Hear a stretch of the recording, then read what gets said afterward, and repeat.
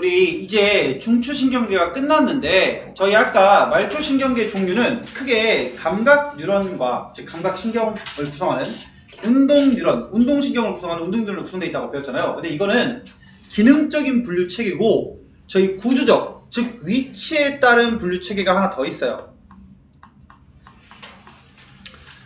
말초신경계는 기능에 따라서 감각 운동을 나누지만 위치에 따라서 뇌신경과 척수신경으로 나뉘어지더라. 근데 여러분 이름 봐서 알 수 있죠? 어디서 나오겠어요? 뇌로 나오는 거예요. 뇌로부터. 척수로부터 나오겠죠. 맞죠?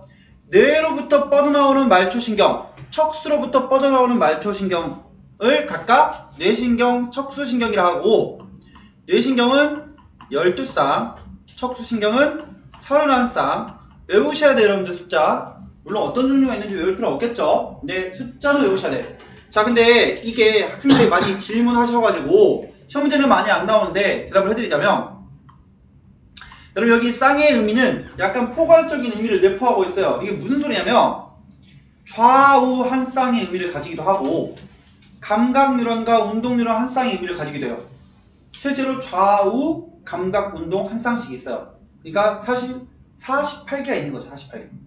근데 이거 시험 문제 나오질 않아요. 좀 어려운 얘기라서 그냥 포괄적으로 뇌신경은 감각신경과 운동신경이 있다. 맞는 말인 거예요. 오케이? 이해되시나요?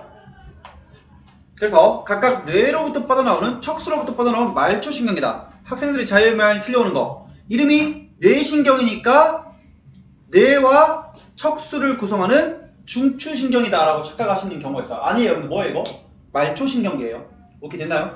그래서 각각 뇌와 척수로부터 뻗어나오는 말초신경계다. 근데 저희는 이 여러가지 말초신경에서 뭐만 신경 쓸 거다? 요놈. 그쵸? 이 운동들은 뭐가 있다? 체성신경계랑 자율신경계가 있다. 맞나요? 자율신경계는 뭐가 있다? 교감과 부교감이 있다. 이거 배우는 거예요 지금. 배우면 끝나. 그죠? 자 볼게요. 그러면 체성신경계부터 먼저 배우겠네요. 자, 체성신경계는 이렇게 생겼어요. 끝에 뭐가 연결되어 있죠? 골격근과 연결되어 있죠. 그쵸? 이 체성신경계는 우리 골격근과 연결되어 있는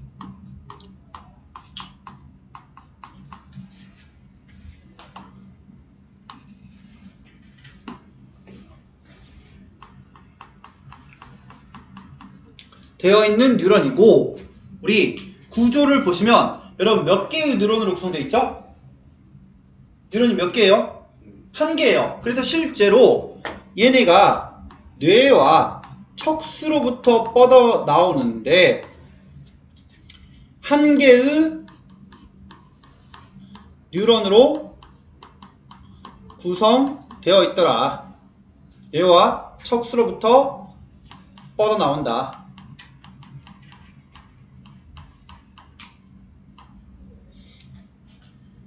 여러분 우리 축삭돌기 말단에서 분비되는 걸 뭐라 부르겠죠? 신경 전달 물질이라 부르겠죠. 체성신경계 말단에서 분비되는 신경 전달 물질은 아세틸콜린. 제가 앞으로 이 아세틸콜린을 줄여서 ACH로 써볼 거예요. 오케이. 그래서 이 아세틸콜린이 어떻게 하는 거예요? 여기 있는 골격근에 작용을 해서 근육을 수축시키는 거예요. 그럼 제가 1단원 때 잠깐 말씀을 드렸어요. 우리 몸에 있는 근육은 수축하는 기전밖에 없다. 즉 근육에게 자극을 주면 근육을 수축하고 그 자극이 사라지면 근육이 어떻게 된다? 이완한다. 맞나요? 그쵸? 우리 몸의 근육은 수축하는 기전밖에 없다. 심플하죠? 그래서 뇌와 척수로부터 뻗어나오고 한 개의 뉴런으로 구성된 이 골격근과 연결된 신경을 뭐라 부른다? 체성신경계 또는 체성운동신경계라 부른다. 별거 없어요. 넘어갈게요 그냥. 물론 구체적으로 따질 거 좀 이따 뒤에서 할 거예요. 자율신경계 뭐냐? 요거 교감과 부교감. 자, 뭐와 연결돼 있죠? 심장과 내장과 연결돼 있죠. 맞죠? 심장과 내장근과 연결되어 있는 뉴런이에요.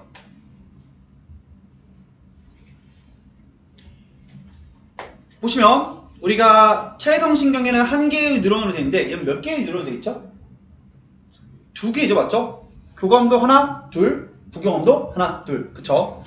두 개의 뉴런으로 구성되어 있고,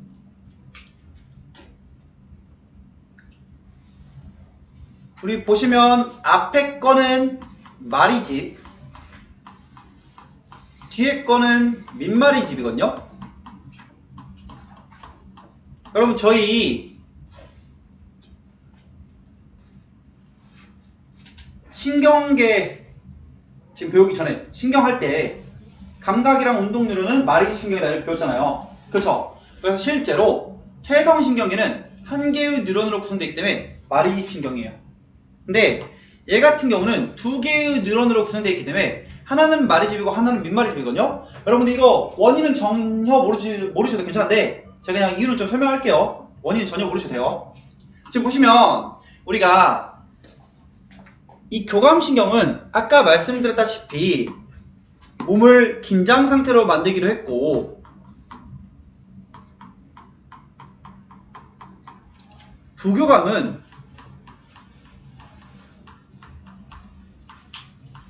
몸을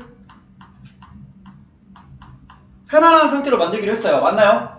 자, 그러면 우리 둘 중에 급박한 건 누구예요?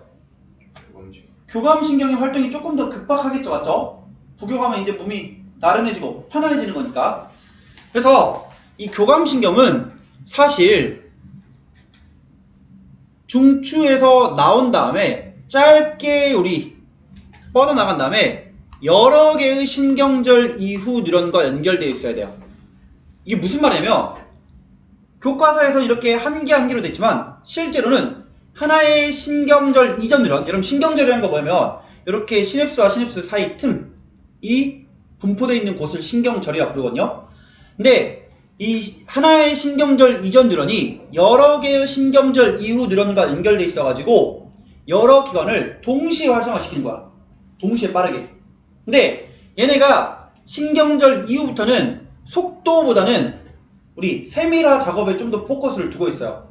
그러다 보니까 뒤쪽에는 민마리집이보다 크게 상관이 없어. 이게 선생님 민마리집이니까 속도가 많이 느려지지 않나요? 여러분, 근데 우리가 솔직히 말하면 얘랑 얘는 속도가 훨씬 빠르고 얘 속도 느린데 사실상 둘 다 거의 전기적 신호라 찰나에 찰나. 둘 다 빨라요. 조금 더 빠를 뿐이지. 그쵸? 그래가지고 우리가 뒤쪽에는 속도보다는 정밀성에 포커스를 두고 있기 때문에 민마리집이어야 되는 건데 얘 같은 경우는 보시면 짧게 나온 다음에 여러 기관을 동시에 활성화시켜야 돼요. 그러다 보니까 앞에 게 짧고 뒤에 게 길어요. 보이시죠? 네, 보니까 부교감은 몸을 빠르게 활성화시킬 필요가 없어. 그냥 천천히 우리가 컴다운 시키면 돼. 그러다 보니까 하나의 신경절 이전 뉴런에 하나의 신경절 이후 뉴런만 연결돼 있어요. 그래서 얘네 같은 경우는 몸의 여러 갈래로 나눠질 필요가 없기 때문에 하나가 길게 나와서 뒤에 짧게 우리 해당 원하는 기관을 딱 하나만 활성화시킨다고 보시면 돼요. 뭐 활성화시킨다는 게 편안한 상태를 위해서 활성화시킨다는 의미를 가지겠죠. 그쵸? 그래서 우리가 지금 교감과 부교감 신경은 앞에 게 마리집이고 뒤에 게 민마리집인데 그 이유는 얘는 속도의 측면이고 얘는 정확성의 측면이다. 근데 사실상 큰 의미는 없다. 다만 길이가 조금 더 포커스인데 교감신경은 앞에 게 짧고 뒤에 게 길더라. 왜요? 짧게 딱 나온 다음에 바로 여러 갈래로 쪼개져야 하기 때문에. 근데 반대로 부교감은 하나의 신경절 이전 뉴런에 하나의 신경절 이후 뉴런만 연결되어 있기 때문에 굳이 우리가 앞에 게 짧을 필요가 없어요. 그래서 앞에 게 길고 뒤에 게 짧은 거예요. 오케이? 길이 중요하고. 자, 우리 지금 축삭 말단이 몇 개예요? 하나, 둘, 셋, 네 개죠. 이 끝에 뭐가 연결되어 있겠어? 심장근과 내장근 연결되어 있겠죠, 맞죠? 축삭 말단에서 뭐가 분비돼? 신경 전달 물질이 분비될 거예요. 자, 딱 하나만 달라요. 나머지는 싹 다 아세틸콜린이에요. 나머지 싹 다 아세틸콜린이다. 딱 하나만 다르다. 뭐냐? 여기서만 분비되는 우리 신경 전달 물질. 제가 N2로 줄였을 거고, 뭐냐? 노르에피네프린이야. 노르에피네프린. 여기서 적혀있죠? 노르에피네프린. 네, 여러분들, 우리 당연히 내신으로 들어가게 되면 요런 거 하나하나 더 다 신경 쓰면 좋겠지만은 현재 문제풀이 할 때 신경계 호르몬 방어작용 2단계를 거치면서 특히 호르몬에서 우리 용어가 좀 많이 겹칠 텐데 노르에피네프린이 사실 에피네프린이랑 똑같은 역할을 하고 아드레날린이랑 똑같은 역할을 한다고 보시면 돼요. 셋 다 구조가 거의 유사해요. 우리 사실 신경학적으로는 크게 구분 안 하는데 교과서적으로만 구분하고 있는 거야. 세 가지가 구조가 너무 유사하고 기능이 비슷하기 때문에 그냥 똑같은 걸로 취급하셔도 괜찮다. 괜찮나요? 자, 여러분 제가 쉽게 외우는 법 알려드릴게. 이거는 당연히 이거 하나만 다르니까 쉽게 외워질 거고, 간혹 가다가 교감과 부교감의 길이를 헷갈려하는 친구가 있는데, 그럼 봐봐. 교감신경은 앞에 게 짧고 뒤에 게 길죠? 상체가 짧고 하체가 길어요. 그쵸? 여기 부교감 상체가 길고 하체가 짧아. 맞나요? 여러분 생각해봐. 나중에 미래에 만날 남자친구 여자친구가 상체가 짧고 하체가 길었으면 좋겠어? 아니면 상체가 길고 하체가 우리 짧았으면 좋겠어? 상체가 짧았으면 좋을 거 아니에요. 그쵸? 상체가 짧고 하체가 긴 사람이랑 교감하고 싶잖아. 그쵸? 그래서 교감신경 상체 짧고 하체 길다. 괜찮아요? 여러분 난 이런 짓을 해도 돼. 왜냐면 나는 상체가 더 길거든. 내가 상체가 짧은데 하면 기만이지. 그러잖아. 난 해도 돼. 왜 안 까먹겠죠? 그죠? 상체가 짧고 하체가 긴 놈 교감. 괜찮나요? 오케이. 자, 그래서 얘네가 뭘 하냐? 이 하나의 기관에 대해서 서로 반대되는 작용, 기량작용을 해요. 자, 어떻게 기량작용하는지 좀 볼게요. 자율신경계의 기량작용. 기량작용이라는 것은 하나의 기능에 대해서 서로 반대 효과를 나타내는 것을 기량작용이라고 부르는데, 저희가 다음 시간 때 호르몬 할 때 음성 피드백이라는 걸 배울 거거든요. 음성 피드백이라는 걸 배울 건데, 이게 어쩌다 그게 그렇게 퍼지는지 모르겠는데 내가 추측하기로는 그래. 우리가 사실 저희 교재 넘버원, 고등학교 교재 넘버원 하면은 저는 시대인재 교재가 제일 좋다고 생각하거든요. 여기는 따라갈 수 없어. 자본력을 제낄 수가 없어. 근데 한번 시대인재 고3 모의고사에서 음성 피드백이 정확히 기억이 안 나요. 기량작용이 음성 피드백이 일종이다, 이렇게 문제가 나온 적이 있어요. 진짜로 보기로. 물론 수능에서 그렇게 나오지 않겠죠. 근데 그게 맞는 보기였어. 그래서 어느 순간 그게 지금 퍼진 것 같아. 약간 독으로 독. 안 돼요, 여러분들. 우리 둘은 다른 거예요. 정확히 다른 거기 때문에 우리 구분을 하셔야 되고, 나중에 한번 더 얘기할게요. 우리가 호르몬 할 때. 그래서 하나의 기능에 대해 서로 반대 효과를 기량적이라고 부르는데, 우리 교감신경은 몸을 긴장 상태, 부교감신경은 몸을 편안한 상태로 만든다고 했는데, 여러분 이거 쉽게 이해하려면 이렇게 이해하시면 돼요. 뭐로 이해하시면 되면, 교감은 여러분들이 전투할 때, 전투 중 지금 우리 총 쏘고 있는 상황인 거예요. 교전 중이에요. 교전 중. 부교감은 뭐냐면 이제 총 다 쏘고 나서 잠깐 앉아서 휴식하고 있는 상태인 거예요. 휴식 중. 이 상황을 상상하면 되게 이 다른 내용들이 다 납득이 되거든요. 여기 있는 내용들이. 자, 봐요. 여러분 봐봐. 여러분들이 딱 이렇게 적을 마주하고 총을 따다다닥 쏘고 있어요. 이렇게 따다다닥 쏘고 있어. 동공 어떻게 돼 있어요? 커지겠죠. 그렇죠. 확대. 동공 확대될 거고, 호흡 가빨라지겠죠. 맞죠? 호흡 운동 빨라지니까 당연히 우리가 호흡 운동을 담당하는 기관지인 순관이 우리가 확장되겠죠. 심장 박동 어떻게 되겠어요? 빨라져야 돼요. 맞나요? 그쵸? 여기까지는 쉬워요. 근데 이 뒤에 세 개가 학생들이 많이 헷갈려 하거든요. 잘 봐요. 여러분들 총을 다다다다다 쏘고 있는데 옆에서 갑자기 여러분이 그 전우가 배부르다, 잘 먹었다 이러고 있어요. 어떻게 해야 돼? 시키부터 죽여야 돼. 위험한 놈이야, 이런 놈들은. 그쵸? 소화 잘 돼야겠어, 안 되겠어? 안 돼야 돼요. 그쵸? 지금 소화 시간이 없어. 전투하고 있는데. 그쵸? 소화 운동이 억제돼야 돼. 근데 소화 운동이 억제된다 하니까 학생들이 뭘 생각하냐면, 소화 운동이 억제되니까 포도당 흡수가 잘 안 되니 혈당량이 내려갈 거다, 이렇게 생각을 해요. 그런 개념이 아니야. 우리 몸에 지금 긴장 상태이기 때문에 언제 무슨 일이 일어날지 몰라. 몸의 영양분 공급을 잘 할 수 있는 상태로 바뀌어 있어야 돼. 즉 저장되어 있는 글리코젠을 글루카곤으로 분해해가지고 포도당으로 바꾼 다음에 혈액에 뿌려놔야 돼요. 언제든 쓸 수 있게. 혈당이 어떻게 되겠어요? 높아져야 돼요. 그쵸? 맞나요? 그 다음에 요거 이 방광을 또 학생들이 많이 헷갈려하는데 여러분 잘 봐. 방금 다시 돌아가서 두두두두두 쏘고 있어. 근데 옆에서 갑자기 야 잠깐 나 화장실 갔다 올게. 오줌 매렵다. 얘부터 죽인다니까? 그쵸? 말이 돼 안 돼? 말이 안 돼. 여러분 지금 애들이 왜 헷갈리냐, 제가 그래서 이유를 추측해봤거든? 왜 헷갈리냐? 여러분 긴장하면 막 오금이 저린다 막 이런 표현을 하잖아요. 근데 오금은 여러분 오줌이랑 달라요. 여기랑 아예 관련이 없어. 그래서 많이 헷갈려 하는 것 같아. 근데 여러분 우리가 지금 총 쏘고 있으면 화장실 갈 시간 있어 없어? 없어. 그래서 오히려 방광은 어떻게 돼야 되냐면 이완돼야 돼. 이완. 그쵸? 터져야 돼요. 오줌을 지금 매렵지 않는 상태로 바뀌어야 하기 때문에. 여러분 이완된다는 건 기관이 활성화된다는 걸까? 억제된다는 걸까? 그쵸? 억제되는 거예요. 왜요? 제가 아까 뭐라 했어요 여러분들? 우리 몸에 있는 근육은 수축하는 기전밖에 없다. 얘가 활성화되면 수축해야 되는 거예요. 근데 우리가 활성화가 되지 않았기 때문에 이완되는 거고 오히려 억제되는 상황이다. 아, 교감신경에 의해서 방광이 억제되는 거야. 그럼 여러분들 나머지 밑에 있는 부교감신경은 쉽죠? 그 반대가 될 거 아니야. 기량작용이니까.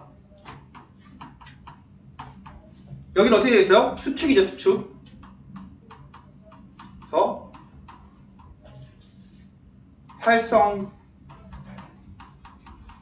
활성화돼야 한다 라고 적을 수 있겠죠. 자, 여기서 하나 알 수 있는 포인트는 뭐냐? 여러분 우리 교감신경이라고 해서 우리 몸에 있는 모든 기관을 다 활성화시켜요? 아니에요. 긴장 상태를 만들기 위해서 오히려 억제시켜야 하는 기관이 있는 거야. 그게 뭐죠? 소화관이나 방광 같은 거. 반대로 부교감신경이라 해서 항상 우리 몸을 활성화시키는 건 아니야. 다 억제시키는 거 아니야. 활성화시키는 것도 있는 거죠. 맞죠? 그쵸? 교감이라서 무조건 활성화, 부교감이라서 무조건 억제라고 생각하시면 안 된다. 자, 이제 여러분들 구체적으로 시험 문제에 관련된 내용을 좀 정리할게요. 여기부터 좀 잘 들으셔야 돼. 여기부터 좀 잘 들으셔야 되는데, 제가 아까 말씀드렸다시피 내신의 완전 지역적인 내용은 내신 가서 조금 더 따져보시고 결국 신경계 문제가 40초, 50초 내로 처리가 되는데 내가 그 머릿속에 있는 그 여러가지 그 기억의 저장 창고를 이렇게 헤집고 꺼내올 수가 없어. 그냥 기계적으로 타다다다 판단이 이루어져야 돼.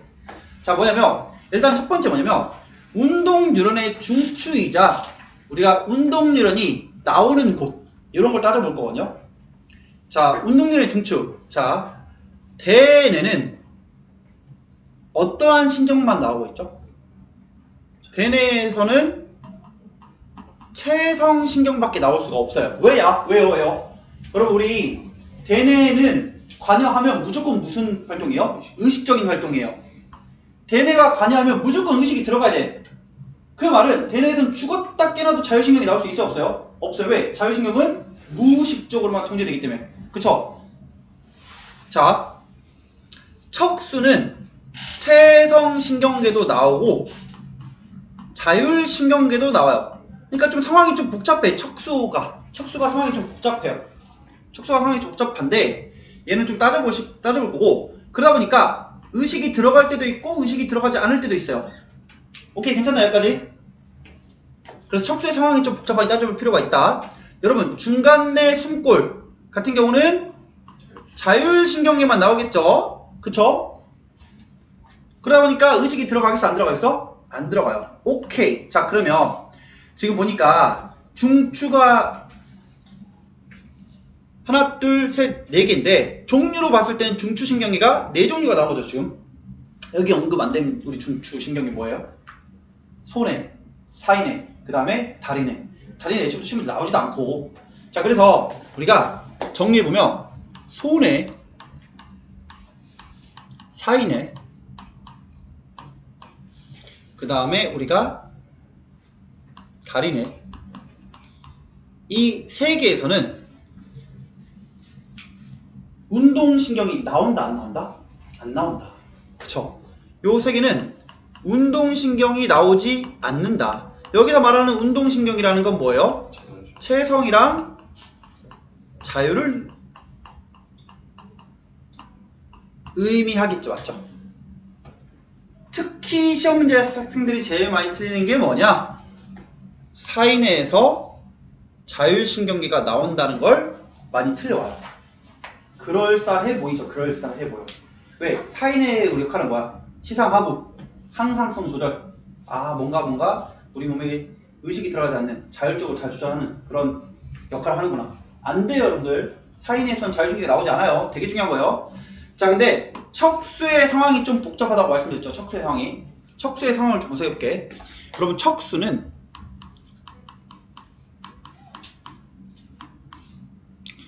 체성이 나오기도 하고 자율신경계가 나오기도 해요.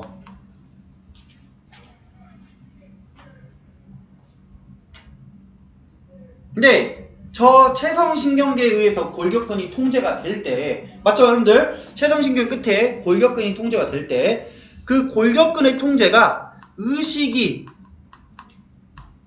들어갈 때도 있고 의식이 들어가지 않을 때도 있어요. 의식이 들어간다는 것은 이건 누구의 명령이었던 거예요? 그쵸. 중추가 대뇌의 명령이었던 거예요.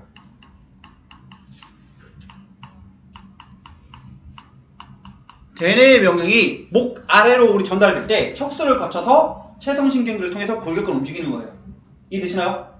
근데 체성신경계를 통해서 골격근을 움직이는데 의식이 들어가지 않는데 그럼 이건 누구의 명령이겠어? 척수의 명령이에요. 척수의 명령 두 종류예요. 뭘까요?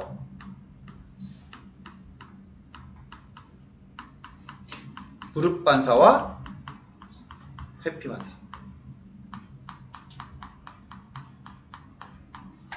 무릎 반사와 회피 반사.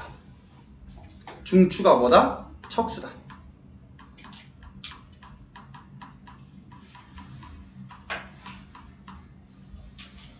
당연히 위에 있는 척수를 통해서 체성신경계 명령의 의식 요거 중추 되죠 되나? 그쵸?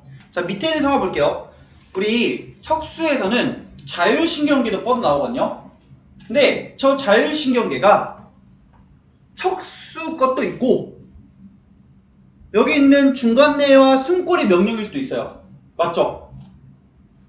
다시 요 자율신경계의 명령이 척수의 것도 있고 당연히 의식이 안 들어가겠죠. 이거 의식을 나눌 필요도 없죠. 자율신경계를 통제하니까 의식을 안 들어가겠죠. 맞죠? 근데 그 자율신경계를 통해서 명령을 내린 놈이 척수일 수도 있고 중간내와 숨골의 명령일 수도 있거든요. 왜냐? 여러분 우리 중간내 숨골은 이 머리 쪽에 달려있는데 심장, 폐, 소장, 등 등 아래쪽에 있잖아. 그쵸? 맞나요? 자 척수에서 나오는 자율신경계가 척수의 명령을 듣는다. 바로 뭐냐? 배변, 배뇨반사예요. 저희가 인위적으로 조절이 안 되죠? 배변, 배뇨. 그쵸? 근데 아까 배변, 배뇨반사 중추 뭐라 했죠? 척수라 했죠? 그러니까 척수 나오겠지. 맞나요? 자 밑에 있는 놈 중간내와 숨골. 자 이건 일단은 여러분들 결론 적고 좀 이따 설명드릴게. 결론 먼저 적을게. 척수에서 나오는 자율신경인데 그 명령이 중간내와 숨골 거잖아요? 그럼 얘는 교감신경만 나와요. 교감신경.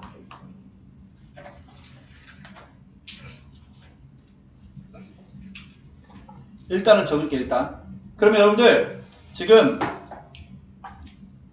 운동률은 두 종류 체성과 자율이 나오는 것을 다 적어드렸어요. 여러분 이것만 암기하시면 돼요. 이게 끝이야. 이게 끝이야. 여기에 대한 분석을 하는 거야 지금.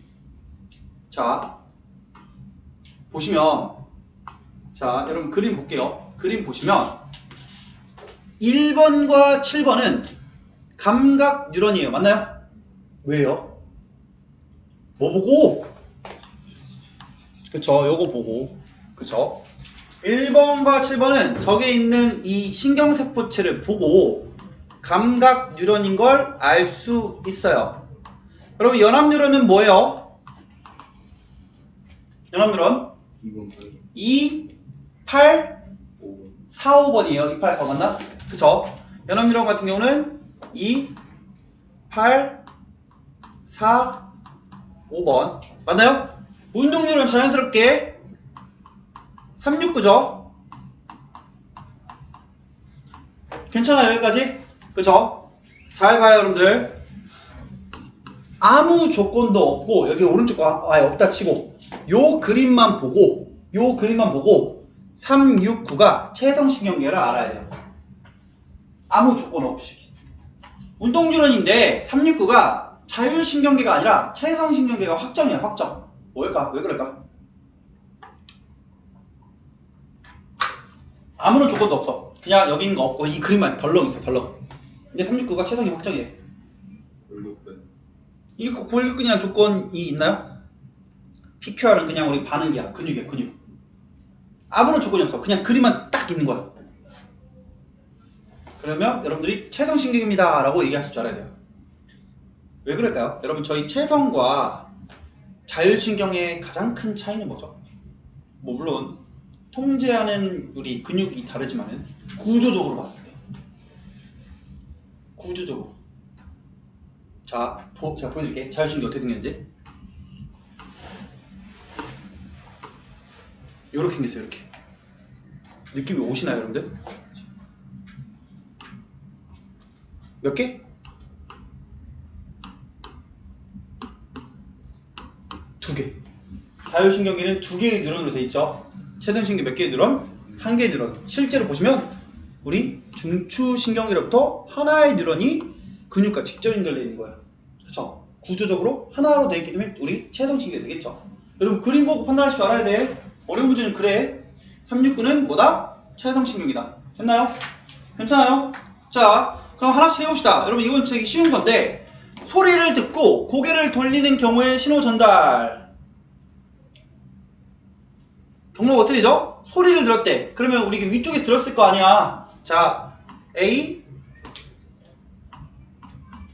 1 2 3 P. 괜찮아요? A 2 3 P 너무 쉽죠? 그죠?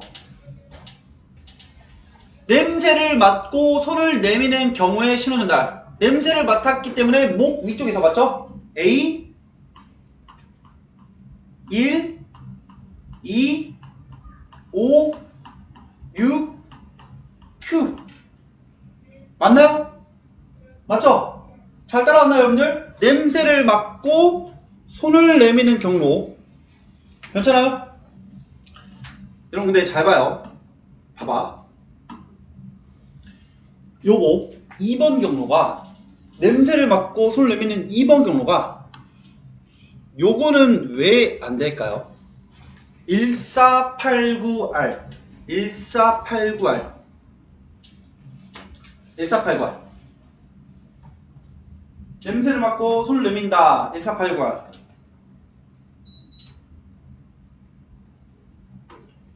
원하는 데가 두 개 있는데, 냄새를 맡고 손을 내미는 경로가 왜 1489R은 안 될까? 오케이. 자, 원하는 대답 하나. 신입스. 여기 보시면 14로 가고 싶은데 여기 갈 수 있어요, 없어요? 안 돼요. 왜? 여기도 축삭이고 여기도 축삭이니까. 납득되시죠? 축삭돌기는 자극의 정보를 받을 수 있다, 없다? 없다. 괜찮죠? 오케이. 자, 이런 억가를 이제 없애줄게. 4번이 구조가 어떻게 형성되냐면 요렇게 바뀌었다고 쳐볼게요. 요렇게 4번이 저걸로 바뀌어서 파란색으로. 그럼 1489 될까요, 안 될까요? 1489. 의식 중 죽은 것 같아요. 그렇죠. 원하는 대답은 아니고 정답을 얘기하시죠. 여러분, 혹시 들었나요? 자, 요거 냄새를 맡고 손 내미는 건 누가 판단해요? 걔네가 판단하죠. 그럼 누굴 무조건 지나야 돼? 2번을 지나야 돼. 그쵸? 저희 의식이 들어가는 활동이면은 반드시 뭘 지나야 돼요? 2번을 지나야 되는 거예요. 근데 1489R로 달리면 2번을 못 지나기 때문에 우리가 안 되는 거야. 그러면 여러분, 제가 마지막 좀 더 어려운 거, 1489R의 과정이 있을까 없을까? 1489R 1489R 있을까요 없을까요? 뭘까? 이거 맞춘 사람 제가 인정. 자, 스타벅스를 너무 많이 뿌려가지고 그 뭐야 저기 누구지? 누가 받아갔지? 3만 원 받아갔잖아. 아 현지 맞아, 현지 받아갔지. 현지 오늘 와서 받아가야 되는데 안 와서 고마웠는데 아직 안 줬거든. 이것도 스타벅스 쿠폰 해볼까? 그래, 뿌리자. 자, 여러분 1489R의 경로는 대체 뭘까요? 그렇죠. 여러분 이거 이해되시나요? 무슨 말인지? 저희 골격근을 움직이는데 저 멀리서 공이 날라와. 그럼 아무 생각 없이 공을 발로 차. 뭐야? 1489가 달리겠죠. 오케이? 맞죠? 저희 뇌가 관여하지 않아도 골격근이 움직일 수 있다는 걸 보여드리는 거예요. 오케이? 되시죠? 하지만 의식이 들어간다면 그러니까 회피반사 쉽게 말해서 회피반사. 그 척수에서 일어나는. 맞죠? 그때 중추가 8번이잖아. 납득되시죠, 여러분들? 그래서 목 위에서 인지되는 저러한 내용도 척수가 처리할 수 있다. 중추가. 그런 내용이에요. 이해되시죠? 오케이. 카톡 보내나? 맞지? 카톡을 안 보내면 내가 다 까먹어. 왜냐? 카톡을 이제 딱 받고 그 처리를 해야 되는데 여러분 제가 혹시 이렇게 중간중간에 수업 시간에 말해가지고 받아가면 카톡을 보내놔야 돼요. 오케이? 자 볼게요. 나머지 볼게요. 여러분 다리를 부딪히고 얼굴을 찡그리는 경우에 신호 전달. 다리를 부딪혔대. 그럼 뭐겠어요 여러분들? B 7 4 2 3 P. 너무 쉽죠? 그쵸? 너무 쉽다. 다리를 부딪히고 손으로 다리를 만졌대. B 7 4 2 5 6 Q. 맞나요? 별거 없죠? 너무 쉽죠? 자, 무릎 반사를 하는 경우에 신호 전달. 정보를 인지한다. 여러분 저희 눈을 딱 감고 눈을 딱 감고 누가 옆에서 내 다리를 무릎 반사를 시켰대. 다리를 꼬고 있는 저를 무릎 반사 시켰대요. 내가 무릎 반사 하는 거 알아 몰라? 진짜로? 잘 생각해봐 여러분. 눈 딱 감고 내가 다리 꼬고 있어. 누가 와가 내 다리를 톡 쳐. 그래서 다리가 들썩들썩해. 진짜 몰라? 알죠? 내 골격근이 움직인다는 사실은 인지는 되잖아. 이게 내 의지가 아니더라도. 그쵸? 이게 무슨 소리야? 무릎 반사의 정보는 인지를 해요. 왜? 골격근의 이 정보가 뇌로 들어오기 때문에. 어떻게 되겠어 그 경로가? B 7 4 2 순으로 들어오겠죠. 맞죠? 정보가 B 7 4 2 순으로 들어와요. 근데 무릎 반사를 하는 경로는 뭐예요? 중추가 뭐야? 척수죠. 그럼 어떻게 되겠어? B 그쵸? 7 8 9 R로 되겠죠. 자 포인트. 무릎 반사의 중추는 척수. 의식이 있다면 2번을 반드시 지나야 되고 무릎 반사를 하려면 8번을 지나야 한다. 무릎 반사, 회피 반사, 척수에서 일어나는 반사를 하려면 무조건 다 8번을 지나야 한다. 괜찮나요? 오케이. 자, 자율신경계의 신호 전달. 그러면 이게 참 너무 죄송하게도 몇 개의 그림을 못 바꿨어. 제가 하루에 한 40분 정도는 이 챗GPT와 씨름을 하거든요. 이 자식이 정신을 못 차려. 연수를 안 바꿔줘 자꾸. 네, 적어주세요. 숨고리하고. 네, 숨고리에 적어주시고 제가 또 놓쳤는데 여러분 여기 이렇게 신경서푸체도 그려주시면 좋겠죠. 여기 요거 척수에 11번 신경서푸체. 자 볼게요 여러분들. 잘 봐요. 잘 봐요. 우리가 눈, 안구 운동의 중추는 뭐죠? 중간네. 오케이. 그러다 보니까 안구 운동과 관련된 1번과 2번 교감 부교감 1, 2번 상체 긴 놈 부교감. 그쵸? 이 부교감 신경이 어디로 나오고 있어? 중간ner로 나오고 있죠. 잘 중추로부터. 근데 보니까 안구 운동과 관련된 교감 신경이 뭐예요? 4번 5번 맞나요? 4번 5번? 그쵸? 어디서 나오고 있죠? 이게 선 없는 거예요 여러분들. 제가 지워드릴게. 선 없는 거예요. 이 선이 없어. 이렇게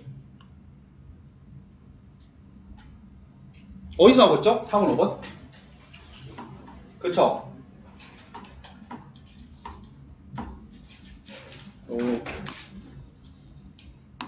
에라이 모르겠다. 선 없는 거예요 여러분들. 척수로 나오고 있죠?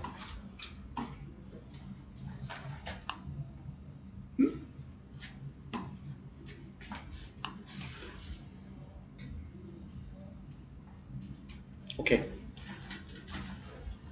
아, 그러면 우리가 안구 운동과 관련된 교감신경의 중추는 척수다. 괜찮나요?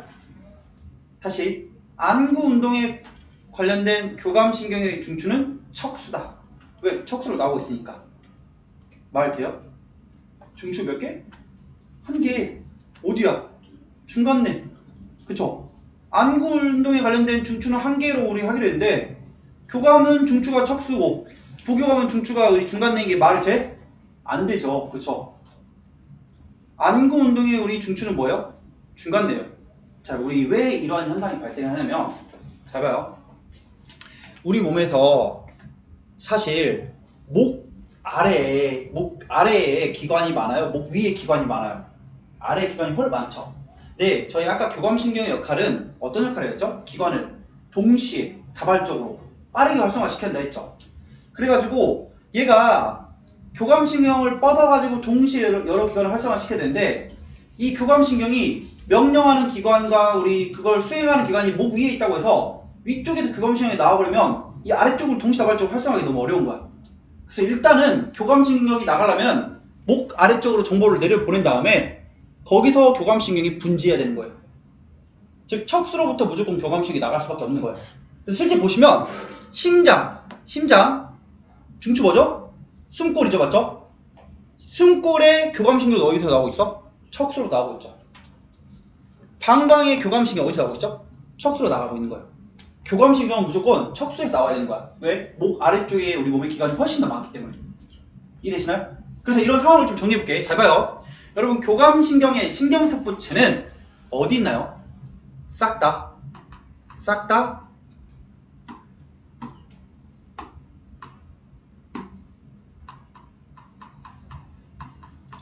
척수에 있는 거 맞아요?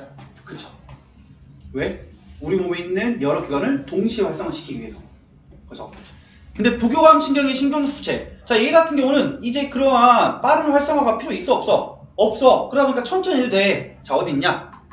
쉽게 정리해 드릴게요, 여러분들. 활동 중추에 있어. 무슨 말이냐? 안구 운동이 중추 어디에요? 중간내죠. 중간내에서 부교감신경이 나오는 거야. 심장박동이 중추 뭐예요? 숨골이죠. 숨골에서 나오고 있는 거예요. 그쵸? 부교감신경. 방광, 배변 배뇨바사죠? 중추 뭐예요? 척수죠. 척수에서 부교감신경이 나오고 있는 거예요. 그쵸? 그래서 위와 같은 이 상황을 사실 인지하고 그냥 문제풀이 하면 되는데, 그 문제풀이에서 다음과 같은 우리 문장으로 밖에서 문제가 나올 수 있다. 보시면 방광을 제외한 모든 부교감신경은 뇌신경이다. 맞는 보기일까요? 틀린 보기일까요? 방광을 제외한 모든 부교감신경은 뇌신경이다. 자, 여러분들 자율신경이 나오는 곳 어디죠? 저희 어디서 나온다고 했죠? 자율신경? 척수. 그 다음에 숨골, 중간내. 맞나요? 다른 거 신경 쓴다 안 쓴다? 안 써. 오케이. 그러면 어차피 척수로 나오는 부교감신경은 방광으로만 갈 거고, 나머지 싹 다 어디서 나와? 숨골이랑 중간내에서 나오죠, 맞죠? 근데 부교감신경 활동 중추래. 그러니까 나머지 다 우리 숨골이랑 중간내에서 나올 거기 때문에 뇌신경 맞겠죠. 맞는 보기예요. 오케이. 자, 그래서 얘를 어떻게 해석하냐? 이렇게 해석할 수 있어요. 방광을 제외한 모든 부교감신경은 뇌로부터 나온다.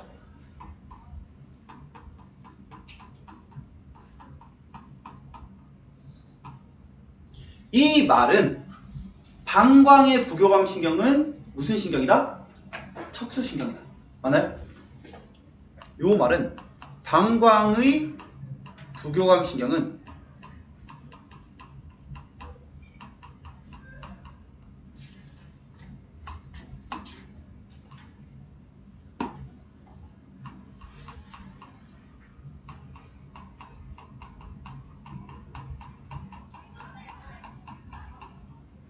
자, 그 밑에 볼게요. 교감신경은 모두 척수신경이다. 맞나요? 틀린가요? 맞죠. 어떠한 활동이든 무조건 우리 교감신경 어디로부터 나올 수밖에 없다? 척수로부터 나올 수밖에 없다. 근데 지금 명령을 내리는 곳이 예를 들어 뇌여봐.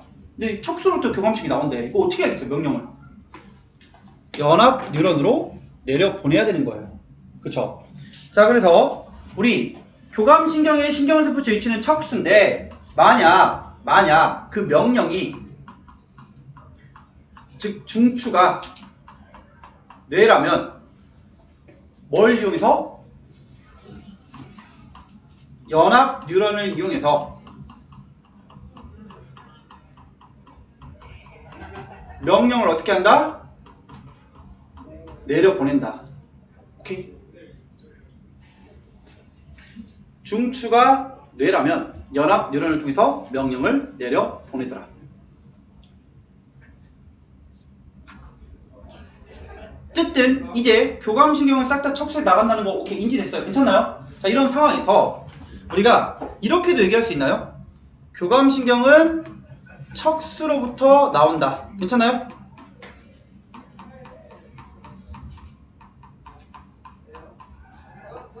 자, 세 번째 문장이 좀 중요한 문장인데 그 말은 요 교감신경의 신경세포체는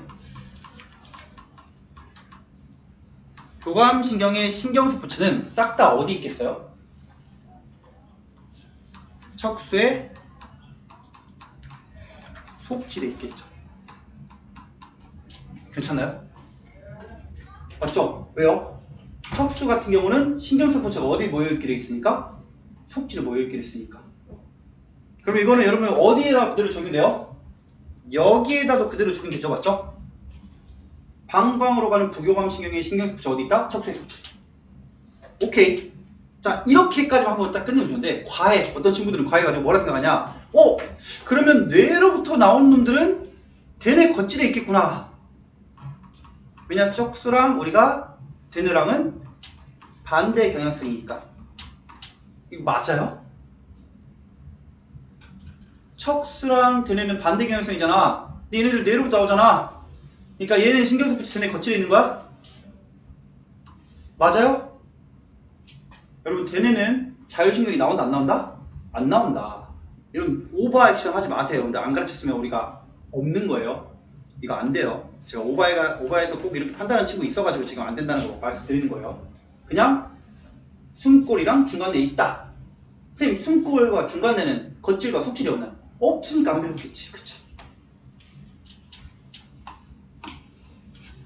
괜찮나요? 그쵸? 그래서 여러분이 이번 주 숙제를 해보시면 아시겠지만 진짜 제가 오버 안 할게. 원래 오버하면 50%거든? 오버 안 하고 30% 이상은 이 신경세포체 위치 묻고 있어. 어디 있는지, 어디로 나오고 있는지. 풀어보시면 알아. 숙제 해보시면 알아요.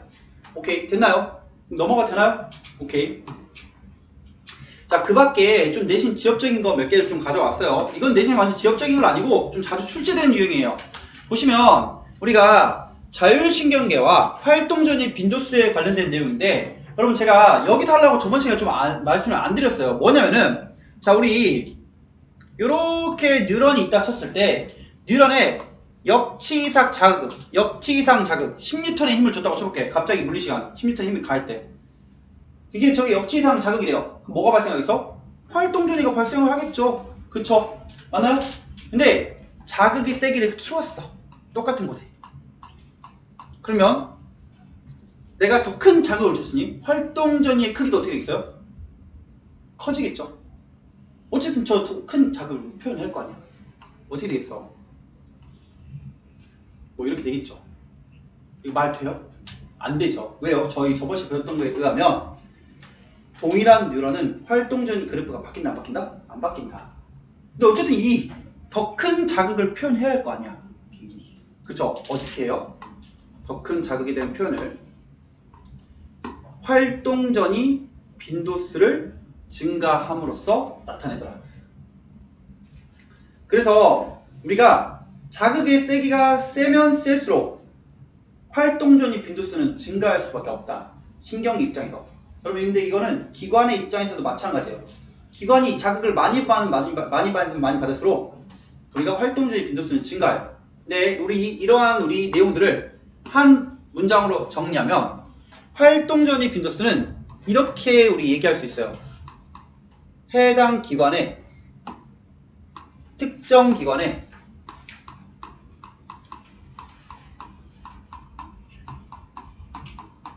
활성도, 해당 기관이 얼마나 활성이 됐는가 그 활성도와 비례한다고 보시면 돼요. 이게 무슨 말이냐? 특정 기관이 활성화되면 활동적인 빈도수는 증가한다, 감소한다? 증가한다. 오케이? 다시 특정 기관이 활동적인 빈도수가 줄었다. 그러면 해당 기관은 어떻게 된 거다? 억제된 거다. 괜찮아요? 여러분 제가 아까 말씀드렸다시피 교감신경이라 해서 모든 기관을 활성화시키지 않고 부교감신경이라 해서 모든 기관을 억제시킨다고 안 했어요. 그 말이 무슨 말이냐? 여러분 그림 보시면 자극 전에는 활동적인 빈도수가 하나, 둘, 세 개인데 자극 후에 활동적인 빈도수가 하나, 둘, 셋, 넷, 0.5, 4.5개로 늘어났죠? 이거 활동적인 빈도수가 어떻게 된 거예요? 늘어난 거예요. 그러면 해당 기관이 어떻게 된 거야? 활성화된 거야. 그럼 교감신경에 대해서 활성화된 기관이 있을 거고 부교감신경에 대해서 활성화된 기관이 있을 거 아니에요. 무슨 변화냐?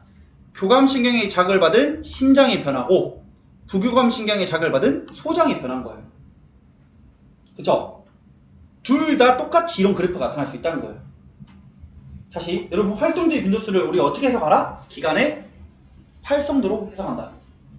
기관의 자극을 받았다 안 받았다가 아니라 기관이 활성화됐냐 억제됐냐를 나타내는 지표라고요.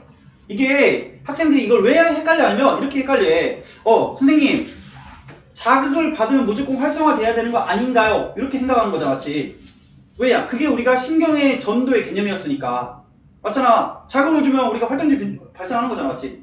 근데 우리 저번 시간에 여러분 제가 잠깐 말씀드렸는데 신경 전달 물질은 200여 가지가 넘는다. 그래서 그 신경 전달 물질이 다음에 있는 기관이나 뉴런을 오히려 억제할 수도 있어요.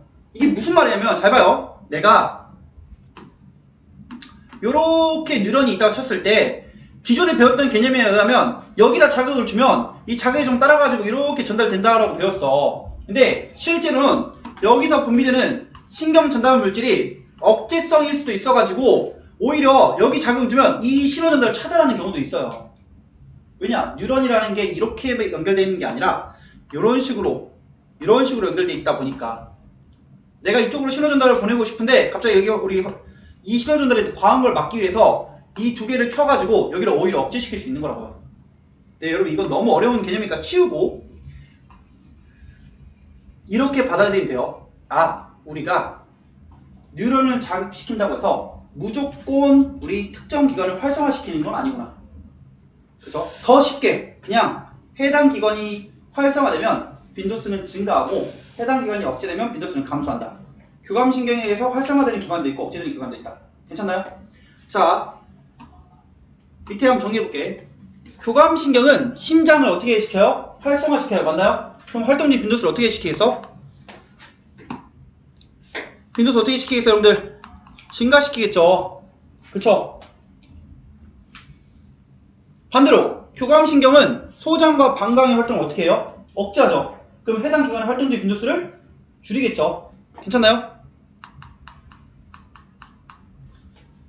자, 부교감신경은 어때요? 부교감신경은 심장 박동을 느리게 하죠. 즉 심장의 활동을 억제하는 거예요. 그럼 활동적인 빈도수가 어떻게 되겠어요?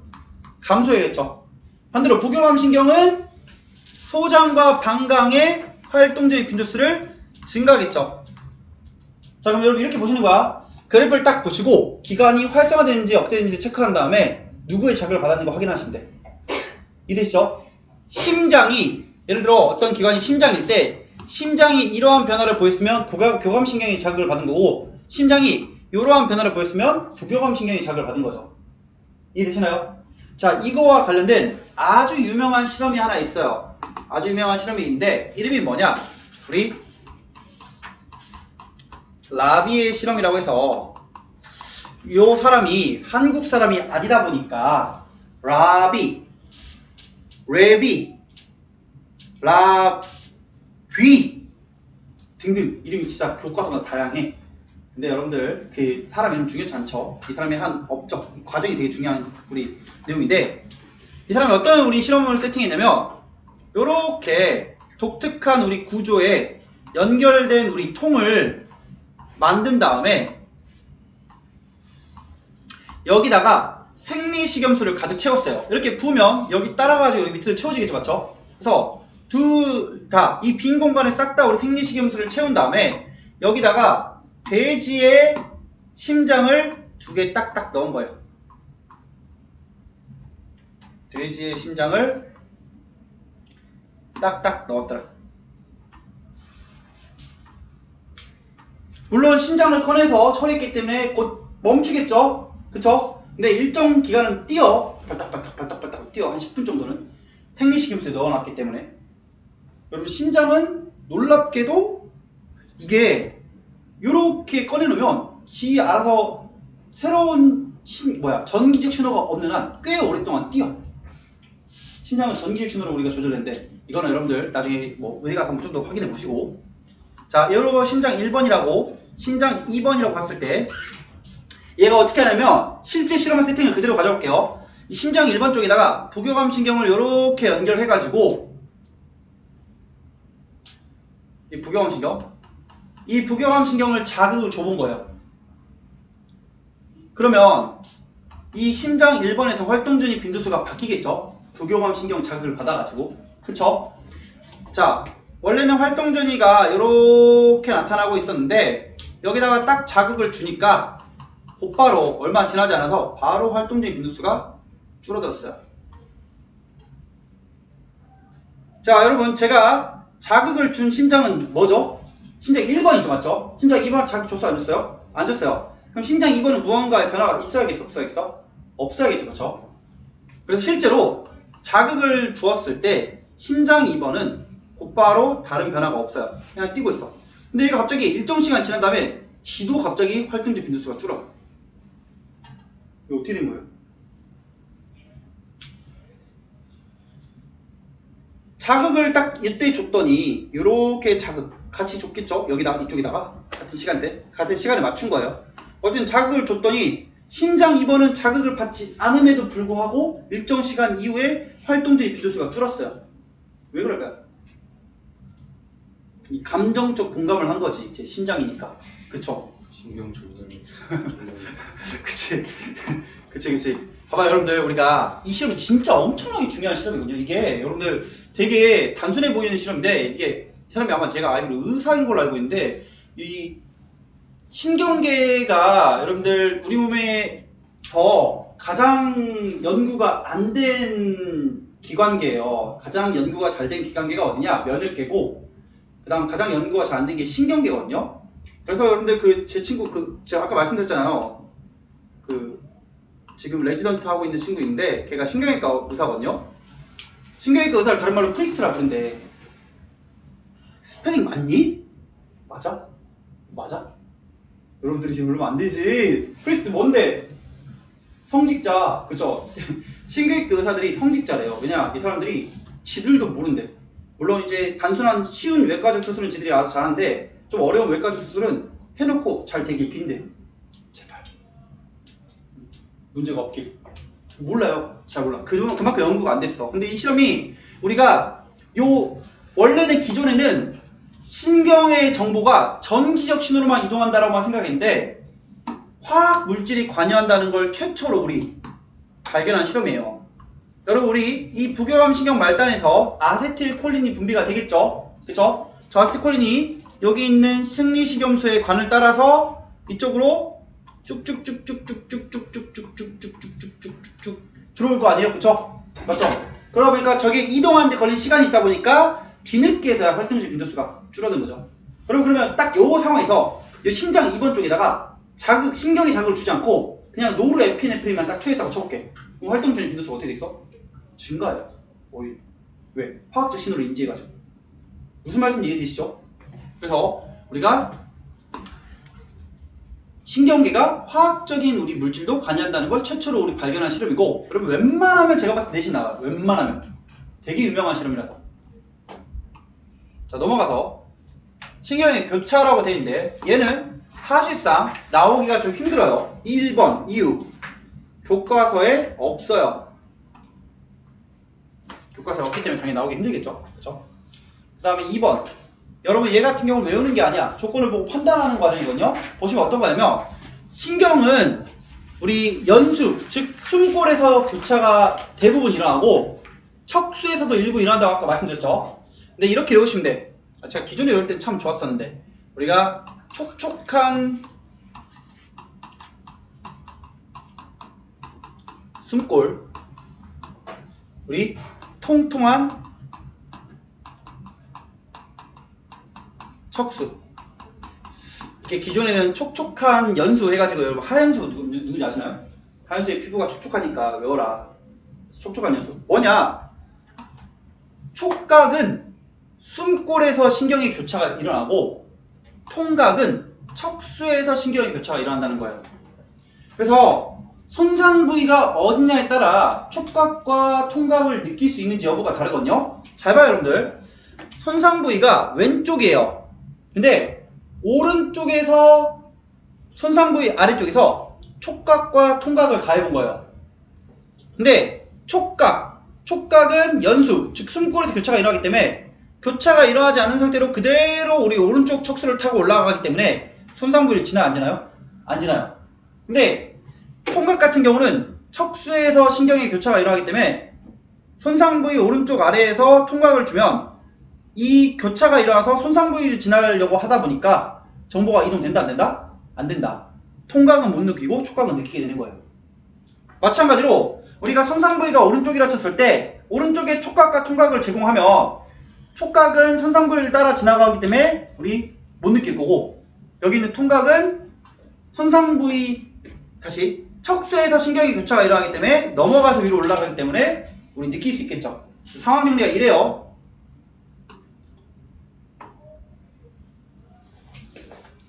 손상 부위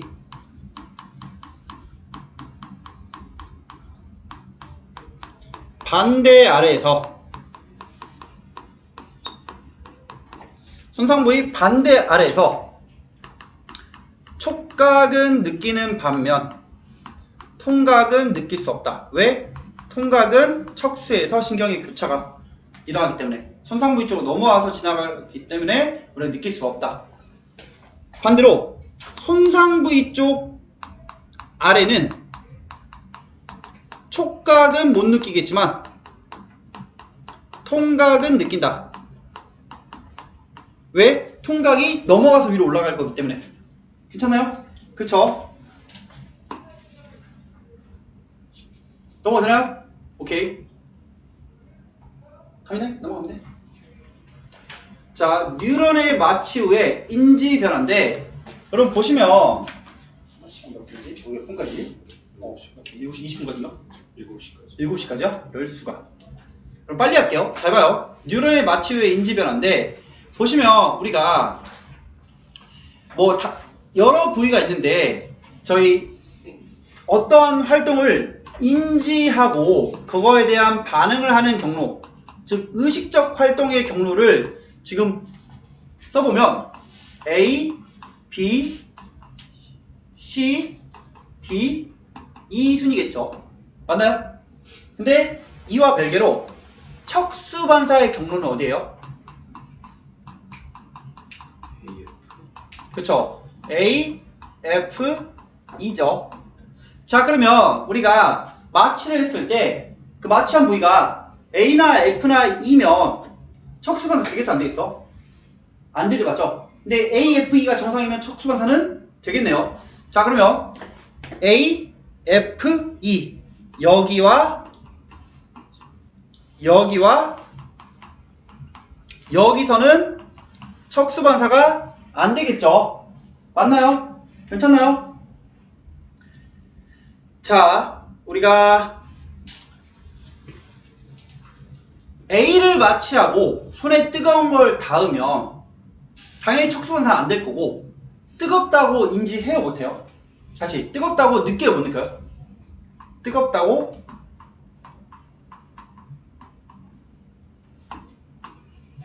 그래서 적어볼게. 위에 뜨겁다 느낌.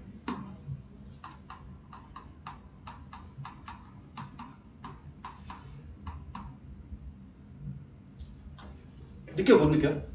못 느껴요. 그쵸? 감각의 정보가 지금 C로 전달되지 못하자는 거야. 그쵸? 근데 뜨겁다고 인지는 될까요 안 될까요?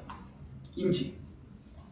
봐봐 여러분들, 내가 이게 실제로 뜨겁다고 느끼지 못하더라도 펄펄 끓고 있어. 아니 말고 눈으로 봐. 눈으로. 뭐 이렇게 눈으로 봐봐. 김이 펄펄 나고 있어. 뜨겁다고 인지하겠어? 못 느끼겠어?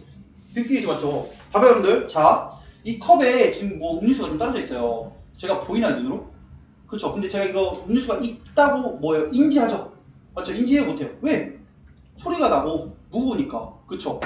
인지라는 건 내가 알 수 있냐 없냐의 개념인 거고, 당연히 C가 정상적으로 작동하고 있기 때문에 알 수 있겠죠. 그쵸? 그리고 손 뗄 수 있어 없어?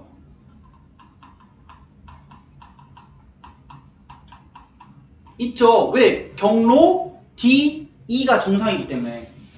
맞나요? 자, B는 어때요? B. B를 맞출 때 뜨겁다고 못 느끼죠? 그쵸? 인지 가능해 불가능해? C가 정상이니까 인지 되겠죠? 손 뗄 수도 있죠. 어떤 상황이야? A와 B 차이는 하나는 척수 반사가 되느냐 안 되느냐 그 차이인 거죠. 여러분, 척수 반사가 된다는 건 뭐냐면 얘가 내가 뜨겁다고 느끼지 못하지만 갖다 대면 움찔해 이렇게. 나중에 혹시라도 물론 그러면 안 되겠지만 의식이 없는 친구 문병 봤을 때 바늘로 콕콕 찔러봐. 얘가 그러면 이렇게 움찔움찔해요. 그러면 안 돼요 여러분들. 이거 진짜 큰일 난다잉. 자, 어쨌든 D를 마치 후에 손에 뜨거운 걸 닿았대. D. 자, 여러분 C를 마취하는 건 말이 안 되죠. C를 마취하면 그냥 죽는 건데, 그쵸? 말이 안 돼요. 그냥 의식을 없애는 거기 때문에 말이 안 돼. 자, D를 마취했고 지금 손에 뜬 걸 닿았대. 뜨겁다고 느껴 못 느껴? 뜨겁다고 느껴요. 그리고 뜨겁다고 생각도 하겠죠. 당연히 지금 내가 느끼고 있는데, 그쵸? 손 뗄 수 있을까 없을까? 내가 의식적으로 불가능하죠. 맞죠? 다만 척수 반사는 되기 때문에 내가 뜨겁다고 느끼면 진짜 이렇게 되겠지. 맞죠? 손이 알아서 움찔. 이를 마취하면 어때요 여러분들? 이 마취하면 뜨겁다고 느끼고 인지도 가능하지만 손 뗄 수도 없고 척수 반사 안 돼. 아예 반응을 못하는 거죠. 맞죠? F를 마취하면 어때요? 뜨겁다고도 느끼고 인지도 가능하고 손 뗄 수도 있죠. 다만 척수 반사, 움찔하는 과정이 안 되는 거죠. 맞나요? 괜찮아요? 오케이. 자, 그럼 잠깐 교재 펴볼게요. 잠깐 교재 펴볼게.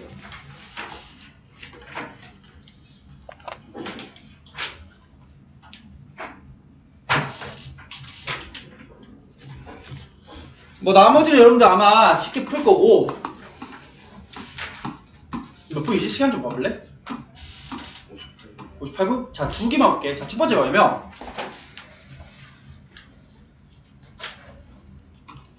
자, 여기 있는 3번인데 여러분 3번 보시면 뇌줄기에 대한 설명이라 되어 있는데 제가 아까 잠깐 우리 흘러가듯 얘기했는데 뭐냐면은 우리가 뇌줄기라는 것은 중간뇌, 다리뇌, 숨골 이 세 가지예요. 근데 얘네들은 우리 몸에 우리가 자율적인 활동을 우리 담당을 해요. 맞나요?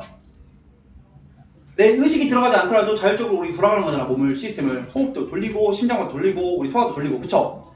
그래서 우리가 크게 뇌에서 중요한 부분이 이 대뇌와 뇌줄기인데 대뇌가 맛이 갔는데 뇌줄기가 정상인 케이스를 뭐라고 하냐?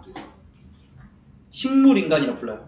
다시 이 두 개가 중요한데 대뇌가 맛이 갔고 뇌줄기가 정상이면 얘는 생명활동, 필수 생명활동 알아서 돌아가는 거예요. 그래서 수액 꽂아놓으면 알아서 살아.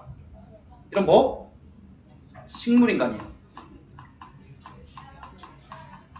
근데 이 대뇌와 뇌줄기가 둘 다 어떻게 됐다? 맛이 갔다. 이거 뇌사예요, 뇌사. 그쵸? 그래서 여러분들 우리 병원 가서 의식 없는 환자들한테 어떻게 하냐? 이거부터 하잖아요. 동공마사. 눈깔 제대로 돌아가고 있는지. 그쵸? 됐나요? 자, 이거랑 뭐냐면 요거 입안에 음식물이 들어가자 침이 분비되었다. 다시 숨골의 반사죠. 맞죠? 얘는 무조건 반사예요.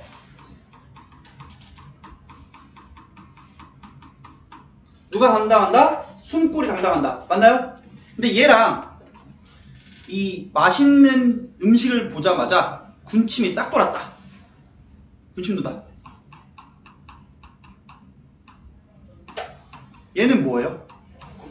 조건반사예요. 다시 여러분들, 조건반사의 중추는 뭐다? 대뇌. 맞나요? 그래서 두 가지 상황을 정확히 구별하셔야 한다. 힘이 보이는 효과. 근데 여러분 나머지는 여러분들 다 숙제고 이건 진짜 금방 풀 수 있을 거야. 그래서 다 숙제. 오늘